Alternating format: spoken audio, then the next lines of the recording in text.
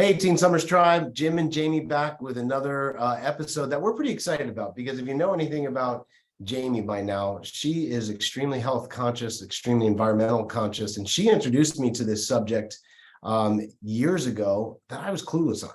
And today we have an expert in the subject, David Steinman. David, thank you for being here today. Oh, it's great. I'm so happy to be here with you all. Good, good. Well, we're excited about the subject. I didn't even know this subject existed. Shame on me. Years ago, where Jamie said, "Isn't that toxic? The stuff you're using?" Years ago. Actually, you were drinking. It was Arizona iced tea was Jim's favorite drink. It was some aspartame. Oh yes. Oh yes. Oh, with aspartame, right? Yes. And I'm thinking, no, it's diet. And she's like, oh my gosh, you have Like, so much to diet learn. equals Grasshopper. shit Yeah. Well, and then just cleaning out our house and all the things that you work for. Why don't you tell the audience a little bit about yourself, David? Oh, sure. And Well, magazine. Yeah, just tell us about your magazine a little bit. I'm excited to hear about that. well, we publish a Healthy Living magazine. And I've been in, you were talking about Jim, that you've only heard of this movement recently, and that's because it's really probably the youngest environmental movement going now. And I think a lot of what I'm about is talking about this movement because it's really interesting. It was invented with Rachel Carson and Silent Spring in 1962 when she published what was really the first modern environmental book. Before then, all we talked about, and this isn't bad or anything, but our focus was on mountains and saving mountains, not building dams, saving rivers and air pollution. But the idea that chemicals in our products, or chemicals being found at minute levels, like in the parts per billion, were impacting our children and the way that they think, the way that they behave, our rates of cancer, of diabetes, of obesity, attention deficit disorder, that our rates were being increased by chemicals. It was really difficult to conceive. Well, Rachel kind of started to tell us about that, but we didn't even have the language because no one even heard of a part per billion or a part per million. No one even realized we could measure these chemicals. And I kind of grew up at a time when they were really proliferating. Like, for example, unbeknown to me, DDT was manufactured in South Los Angeles. And all of the waste sludge that was produced by Montrose Chemical was either barged out to the Santa Monica Bay and the Catalina Channel, or dumped into a outfall pipe that went 5 miles out into the sea. And all the waste sludge was dumped there. And I'm talking 2,000 tons of waste sludge. So when I was a kid growing up, one of the really cool things I loved to do was fish. I fished all the time in the Santa Monica Bay. I grew up fishing there. I knew every cove. I love fishing, and I always have. So fast forward about 10 years later, I'm just starting out as an investigative reporter with the LA Weekly, and dolphins were washing up on the shores. This was like 1985 in Southern California. And the scientists were finding enormous amounts of a chemical called polychlorinated biphenyl, or PCB, in their tissues. And all of a sudden people were saying, wow, it's in the dolphins. I wonder where else it is. And none of us knew. We were really in the dark. It was really, this was like during the Ronald Reagan era. No one was telling us anything as kids, as parents. Everything was kept hidden. Everything was kept hidden. Yeah. So I was starting out at the LA Weekly, and we began talking about this story. And instead of talking about dolphins, my editor at the time said, why don't we find the fishermen and women who are eating the fish from the bay and see if they have high levels of PCBs and other chemicals? So I went around with a friend of mine who had just become a doctor, and a marine biologist, and we worked with the University of Southern California to do a survey and we took the blood, or rather were given the blood of about 35 people eating fish from the local waters and not eating fish from the local waters. And we had the blood analyzed at a laboratory, and we found that people eating the fish from the local waters had much higher levels of PCB and DDT in their bloodstream. Right. So hearings were held, congressional and state hearings were held, where we testified. And at that moment, the bay was declared a Superfund site. It would be declared a Superfund site within a short period of time. A group called Heal the Bay was formed, and people started to become really aware of the chemicals going in their bodies and how these were coming from such, common sources like fish that we thought were safe to eat, like bass and perch and halibut and flounder, fish that rockfish, black cod, everyone was eating these fish. We then showed these chemicals were also in the fish in the markets, and people began asking me and saying, well, what about the lettuce? What about the hamburger? What about the peppers? What about my bread? And that led me to write Diet for a Poisoned Planet, my first book, which was a bestseller, and educated people mainly about what was in our diet. It really kind of made our diet naked and showed, for example, there were so many pesticides and chemicals in hot dogs, for example, was really bad. And raisins had a lot of bad pesticides in them. And we could show people what was safe and what wasn't. So that's kind of how I got started. And that's kind of why the movement is so young. We're just developing the language still. And we're just kind of understanding. And then, I served at the National Academy of Sciences on a safe seafood committee, and we advised Congress on legislation. And we were so focused on cancer. But at the same time, we were finding out there were many other effects called endocrine disruption, where the same chemicals that caused cancer were also causing hormones to become imbalanced, or suppressing, or synthesizing, or causing synthetic estrogens to have effects on the body. So a lot of these chemicals, like DDT, also imitate the female hormone estrogen, and that causes a whole other myriad of effects. So it's a really young movement, and it intersects with everyone, raising families. It intersects with environmental justice. It intersects with climate change, because what we do in our personal lives, the foods we buy, the products we give our kids to use or feed our kids with, it all impacts their health, but it also goes right to impacting our environment. And these same chemicals are the chemicals of climate change, because they're all made from petrochemicals or petroleum. So that's so much information, and there's so many pieces in there that I want to grab onto, and even share some of our own, stories that we've been affected by this. One question I have for you, we have 5 children ranging from almost 2 to almost 20. And, the level of exposure, if I start thinking about it, I'll panic, thinking about every tiny bit, because as you talk about, it's in the schools, it's in the vehicles we ride in, it's in the food that we eat, it's in our home. And it's things that are, I think it's hard sometimes, David, because you can't see the villain, you can't see when pest control comes and they spray your house all up, or they do a safe gel. Well, you can't see the perpetrator. And so you think oh, well, these people told me it's safe.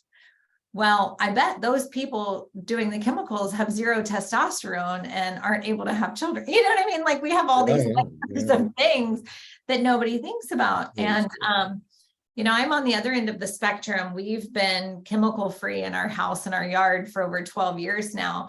And one day someone came and sprayed our yard instead of one of our neighbors.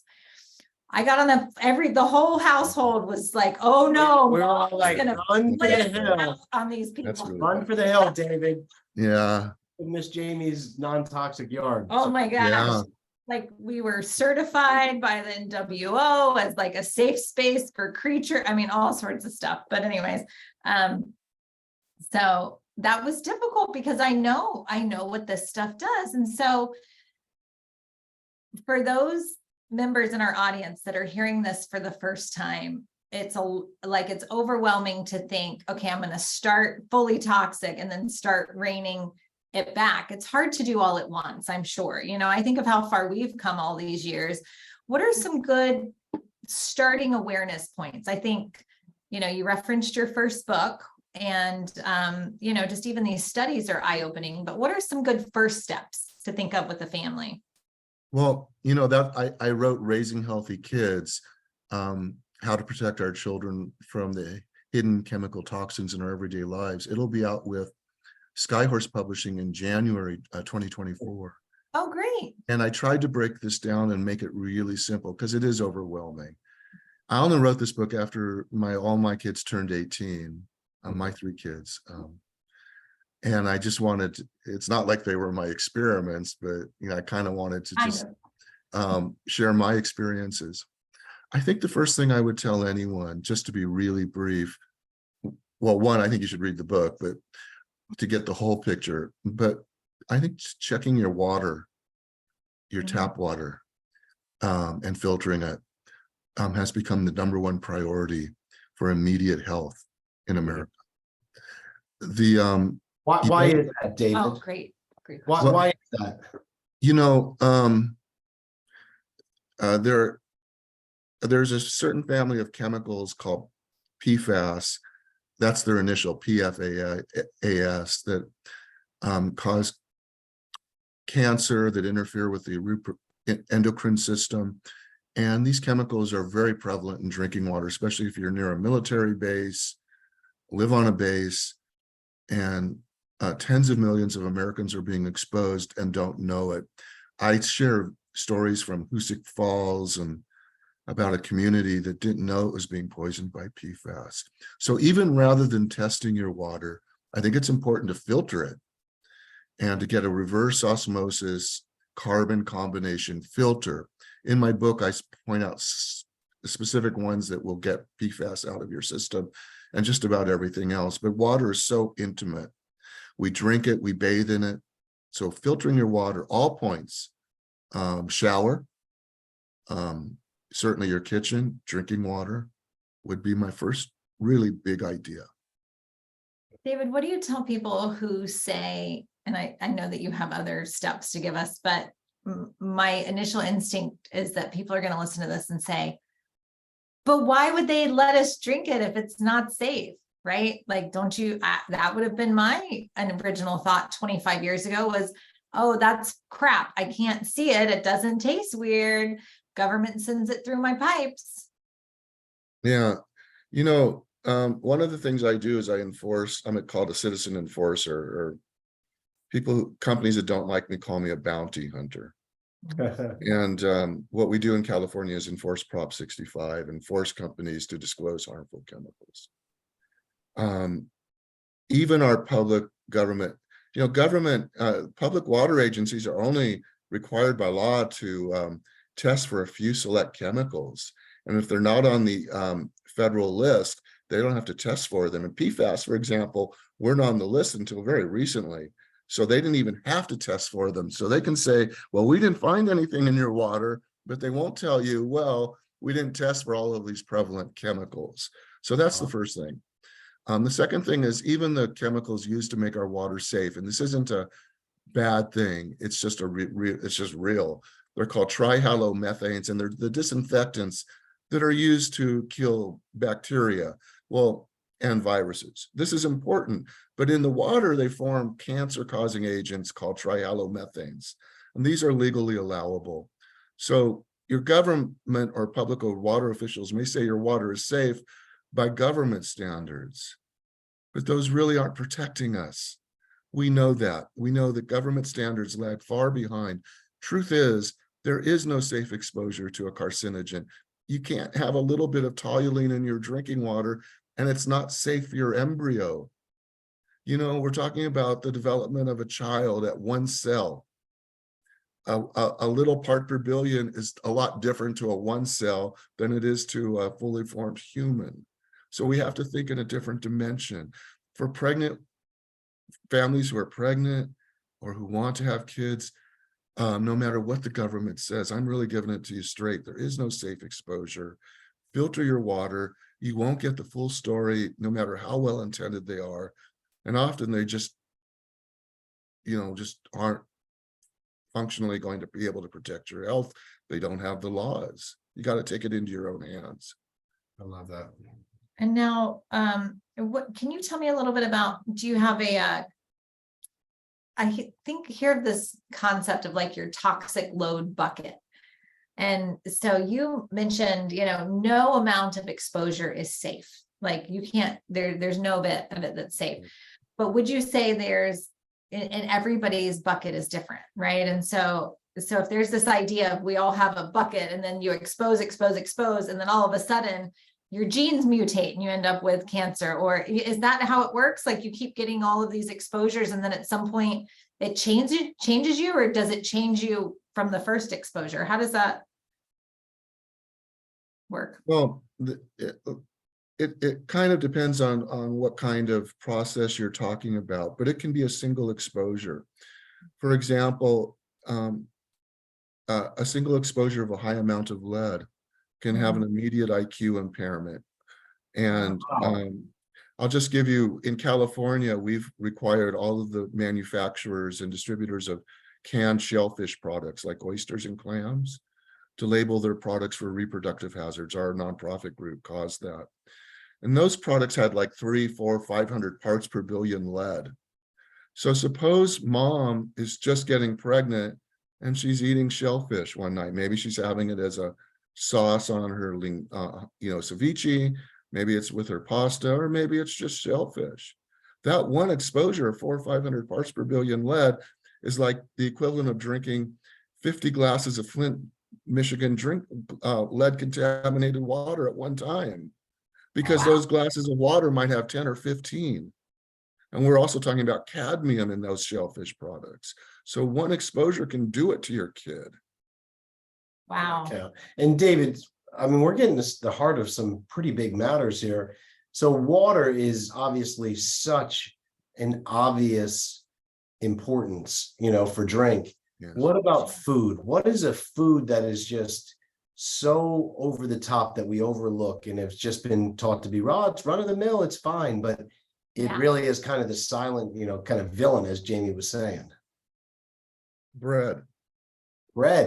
Tell me about that. Bread and grain products.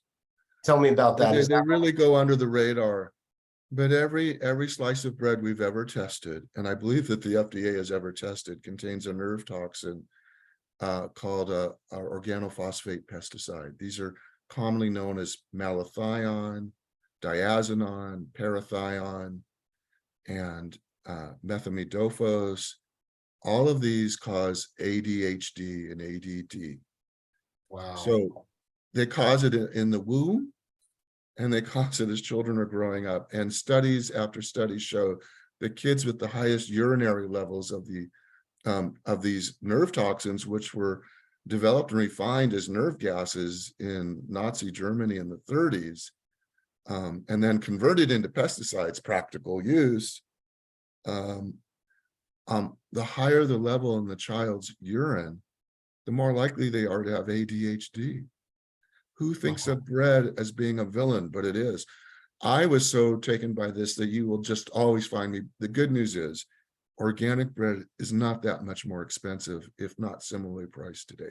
So a big tip would be organic bread. Better. So there is options. And what about Oh yes, I buy totally organic bread now, but it's all grain products. So my kids' pancakes and waffles, they don't buy Lego, but they're organic brands. They're about the same price. So all grains are in our house are organic. It doesn't cost much more, and it's a big reduction in those organophosphates. Okay, great. So even though they're still present, they're reduced.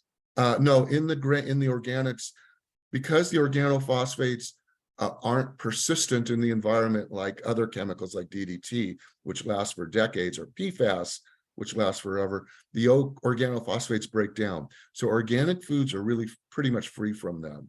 So it's a really good choice with grains. That's really good. Yeah. And so, as you say, bread, the difference between organic bread and mainstream bread is not that big of a difference. Some products, there is a big difference in price. And this is where, I think sometimes families think it's really expensive or impossible to eat healthy, be healthy. And I do know, I feel incredibly fortunate. We just put in the exact water system. I mean, it looks like a science experiment, like a science lab in our garage, the lights and the NASA, between our air filtration system and our water system. Our water system was like $7,000. I mean, that's expensive, and to us, that's a core value of ours. But I think, everything from the food being more expensive to water filtration being expensive and so on. How do you, if that was a family's concern of how do I make better choices on a budget? Yeah. What would you say? Yeah, I was really concerned about this because it all goes into environmental justice. And it also goes into my budget because we're not wealthy and we can't afford a lot of things that people can. And I have to be realistic. I'm an activist, It's, that's how I do how I do things, how I roll. But I went down to St. James Parish, Louisiana, Cancer Alley. And I began working with the folks there at another organization called Rise St. James. And one of the people I spoke to said that the average income here is about $17,000 a year, David. What are we going to do? So I actually went down to Rise St. James Parish, and I began working with the folks. And a lot of the book, Raising Healthy Kids, that'll be out in January, is about this, how to make it affordable. So here's what we learned. Even if you can't afford the most advanced water system, even a faucet mounted system that you can buy for $30 can reduce those PFAS and other chemicals by about 90 to 95%. Wow, that's great. Even if you bought a water pitcher filter, like we brought down, my nonprofit brought down water pitchers to St. James to give to folks because of the water situation there, which is really bad. They take it from the Mississippi and it's got phthalates and herbicides in it. It's really bad stuff and they're drinking it. So we brought water filters down. So we brought a water filter down that you can buy for $30, a water pitcher. So you filter your water through the faucet into the pitcher and you get a double filtration. It was it was called Zero Water, and it filters PFAS. Now you see the popular Brita. Does Brita do anything? I know we used to have one, or is that just That's good. well, but this is what people want to know. I mean, Yeah, Brita's it's really important. Yeah. And So here's the Brita, yeah. So I believe Brita has you can fit a filter into the Brita system that will filter PFAS. Zero Water has a filter that just they've shown filters PFAS. It's not, you don't have to buy it extra. It's the one they supply you with. Also, the Zero Water pitcher, you can put it in your fridge and you can pour it as a pitcher, or in the back it has a little faucet, so you can kind of use it as a little faucet too, which was convenient, and we want people to use it. But between those two things, that's about $60 to get a 90 to 95% reduction in toxic exposure. That's great. That's affordable. You see what I'm saying? That's affordable. That's tested. I don't want, look, people shouldn't have to filter their water in the first place, but everyone, whether they're rich or poor, has to protect themselves. So I wanted to make it affordable. So that's the water filter situation. And I can talk to you about foods too. I think you can buy organic foods and find them much more available and affordable these days. If you guys want, if y'all want to go into that too. I really appreciate our farmers market here in St. Augustine. They accept food stamps. And I think that's amazing because families can go, they can take their benefits and they actually, I think they multiply them times 2 so that you can then go buy fresh fruits and vegetables, organic. Same with meats at the farmers market, which I think is a powerful thing. I don't think all farmers markets do that, but I think that helps it make it more accessible. Farmers markets are a great place to find organic foods and to connect your kids with where their food comes from. And I think that's a really important experience too. They get to handle the food. They kind of get they get to talk to a farmer who brought it in, and I think kids need to make that connection and kind of, raising healthy kids is also about making those helping them to make these connections that they won't see. And it's kind of a lifetime thing, but you can get good prices and a good educational experience. Also, you can take your kids to pick their own fruits and veggies. You know, there are places where they can go pick apples in the fall in some areas of the country, or they can, you know, pick their own produce. You can join a community sustainable agriculture organization and have farm fresh food shipped to you from local farms, or go pick it up. So the other thing is, by the way, kids kind of like, yeah, kids like shopping, you know, take your kids shopping. They love picking out their own foods. And that's an easy way to kind of guide them to what's healthy in a way that they'll get. Like, just for example, I'm in California right now, and I don't know how the climate change is affecting you there, but boy, I think we're going to be paying a lot more for blueberries this fall because it's been really rough on some of the crops. But, you know, I have found, for example, celery, apples, oranges, carrots, lettuce are maybe at most 10-15% more than conventional grown food. Sometimes they're the same price. I look for bargains. I'll go on Instacart and I'll just compare, and I'll say, who's got the bargains right now? I think the price for organic food has fallen greatly. And you know why it's fallen greatly? You want to know why? Why? Because of us. We created the organic market. Remember, there was no organics, there was no environmental movement in 1990. It was us demanding it that created this whole multi-billion-dollar market, and the prices are coming down. It was our actions. Wow, it was our connections. Yeah, so it was up to us, and these are the fruits, literally, of our faith. Yeah. So when our oldest was younger, I remember, like, my mom, who didn't understand what organic meant or whatever, she thought it meant that I fed my son dirt. And that was kind of like, that was her perception, because it was so new 20 years ago. And it wasn't really a thing. And it was super expensive and not convenient. There weren't stores with it. And so I just remember, like, she thought the definition was organic was like that it had more dirt in it, or like something. And oh yes, we were the dirt eaters. And we still gladly are, but you can eat my dirt because there's no pesticides on it. And it's just so interesting that, you know, the perception of it. And now, you know, in addition to bread, are there anything else that are like the top things to worry about, or like the top things to remove immediately besides the water and the bread? Like, hit us with one more. I'm like, this is a fun game.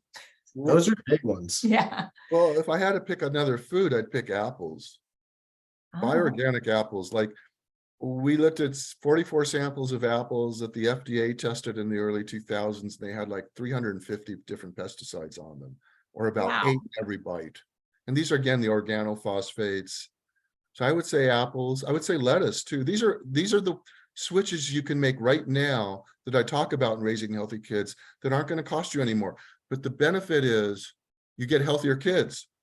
Yeah. Because it's shown organic diets lead to healthier kids. They have less cancer, they have less diabetes, they are less likely to be overweight.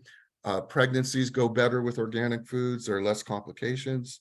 So there's big results, right? And the results come right away. You don't have to wait years. Your kids will feel it. They'll get it.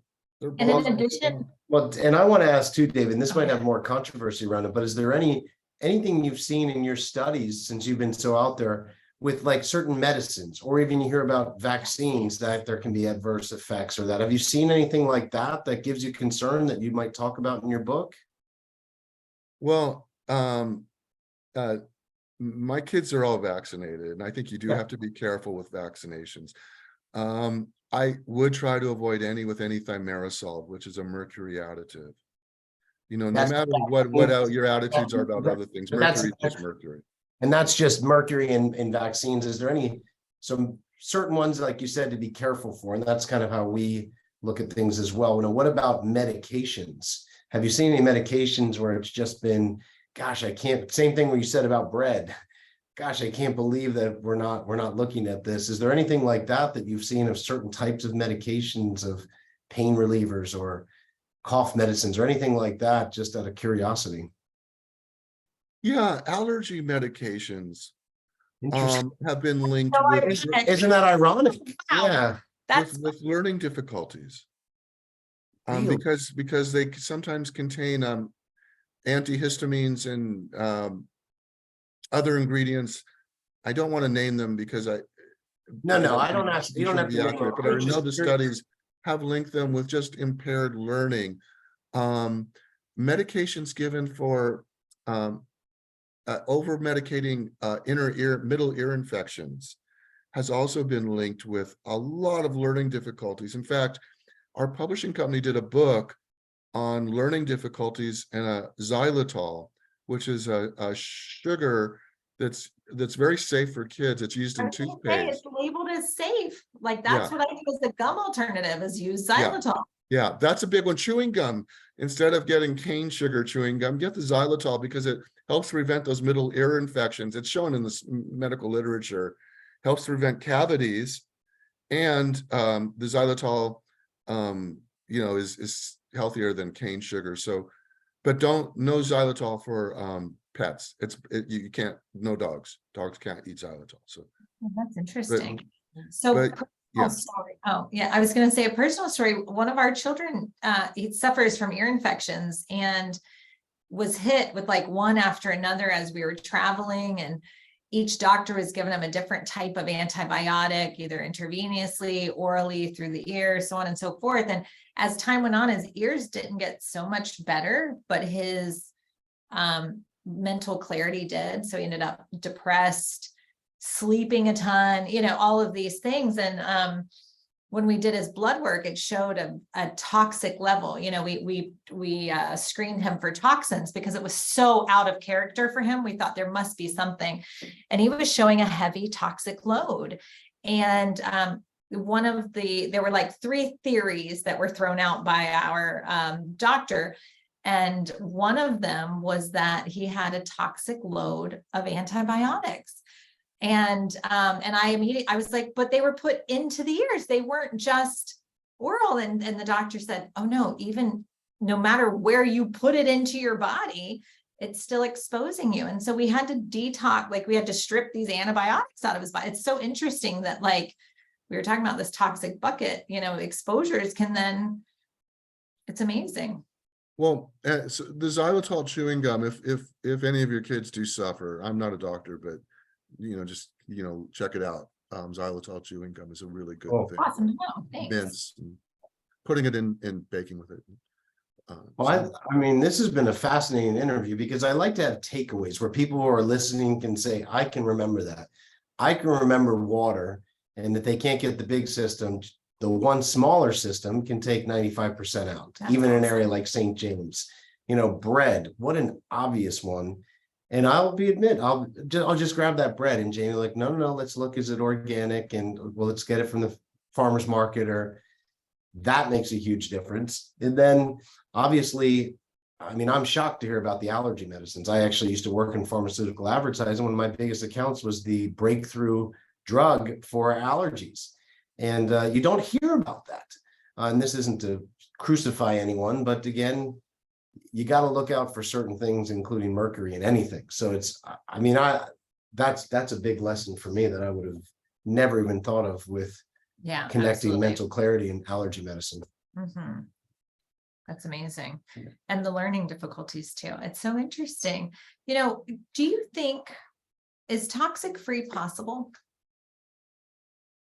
Well, no, it's not possible, and it might not even be real. But we can do so much to reduce our exposures, and that's what we're trying to do. The body can handle a little bit of exposure, but we're not in a little bit of exposure scenario.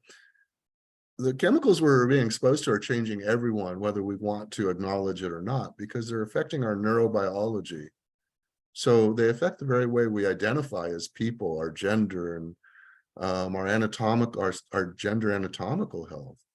So, and the children who are, when I was, if I trace my father, he was born before 1945, before the chemical age. I was born to someone before the chemical age, but I was born in the chemical age, which means all my genes that went to my kids who are born in the 1990s and 2000s, they're completely of a different age than us. We've changed the gene pool now, and things have been modified. So, we ask, why is society the way it is today? A little more dysfunctional, maybe more fluidity in terms of gender identity, because these chemicals are affecting everybody and attitudes are changing. Remember, we're being exposed to chemicals that inhibit testosterone and emphasize more estrogenic exposures. So what's going to happen? We've seen it in alligators. We see it in sturgeon in the Missouri River. We see it in the Florida panther. The alligators of Lake Apopka that were exposed to diclofol. Our kids are as plastic as anyone else, as any other animal. So if society seems a little different today than it was, it is different.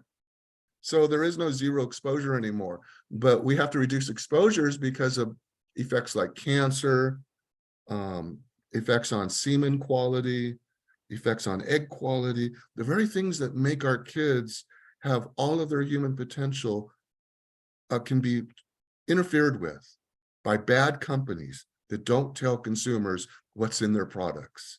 And my job is to tell you what's in your product. And that's why I wrote Raising Healthy Kids, how to protect your kids from the hidden chemical toxins in our everyday lives, because people need to be told that. They'll buy a baby shampoo and it has phthalates in it, and the company will advertise no phthalates. These are blatant lies. And I reveal all this in the book because it's impacting our kids. I'm telling you, they're the reason why we have more ADHD and more societal dysfunction. Some of it is neurobiological. It's not all, how do I say it? It's not all structural from the outside. Some of it's coming from the very way we're modifying our kids today and the gene pool that we're leaving them. It's different today. Wow. Crazy. But we have to fight this, and we can. It's not a hopeless situation. It's simple to fight. The big idea is bad apple, bad bread, bad water. Okay, you spend an extra $100, but you know how much you've done to protect your family or your pregnancy? So key. And I tell our teens will kind of push back sometimes because they were raised very healthy, but then they like to flex their muscles and bring in crap food or like dyed sodas, like all sorts of stuff into the house. And I just tell them, I'm like, you are going to thank me when you can still have children. Exactly. 5 or 10 years, because none of your peers are going to be able to have children. Yeah. So it's so interesting that, gosh, I so appreciate not only you bringing hope, but bringing so much to light. And tell us, I want to make sure everyone hears this, because I'm sure there's a lot of people listening on this now. When does the book come out and how can we get it? So Raising Healthy Kids, How to Protect Your Children from the Hidden Chemical Toxins in Our Everyday Lives, is from Skyhorse Publishing in January 2024, but you can buy pre-sale copies now on Amazon, Barnes & Noble, and independent bookseller sites. So just Google Raising Healthy Kids and my name, David Steinman, or go to my website, davidsteinman.us, and you can link to buy the book, and you can get pre-sale copies. It's all done. It's a really wonderful book. There's so many great stories in there, from all over the country about parents who learn about these chemical threats and take action. Sometimes it's remedial because their kids have already been exposed and they want you to learn the lessons they've learned. And sometimes it's protective, but it starts in the farm fields of Salinas, California, with a teacher from one of the schools there and how he protects his own kids. He grew up in a labor camp, and the stories are so inspiring, and they're from all over the country, all sorts of folks, and you'll learn a lot. Well, let's look forward to having you back again then, David. This is a subject we care greatly about. Jamie's definitely been our forefront, but we've all kind of fallen into line in support of it. And you learn every time you talk about how real and how important it is. So we really appreciate you coming here today and sharing this with us. And we're looking forward to the book. Thank you so much. It's been a real pleasure talking to you all, and I look forward to seeing you all again. Excellent. Thank you so much. Thanks, David. Take care.